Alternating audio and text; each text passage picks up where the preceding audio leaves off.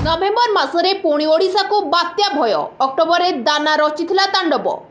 एबे पुणी माड़ी आसुछि बात्या पेंगन जना पड़िला केउ जिल्ला रे माड़ हेबो बात्या ओडिशार पिछा छाडुनी बात्या भय पुणी बदलिबो चित्र सत हेला पांची लेखा नवेम्बर आरंभरू बदलुछि पाग नवेम्बर 5 रे घूर्णिबलय सृष्टि होई 7 तारिख रे अधिक घूर्णिबद होई नेबो अवपात्र रूप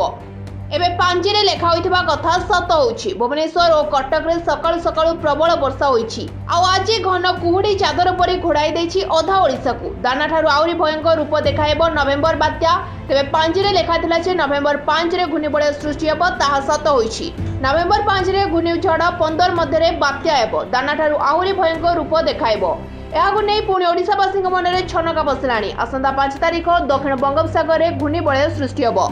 7 तारिख में गभीर अवपात रूप नेबा नै अधिक संभावना बढ़ी नवेम्बर 7 तारिख ओडिशा को घांटिबो बात्या गभीर अवपात रूप नै पुणी रचिबो तांडव पाणीपाग वैज्ञानिक आकलन अनुसार साइक्लोन अनुसार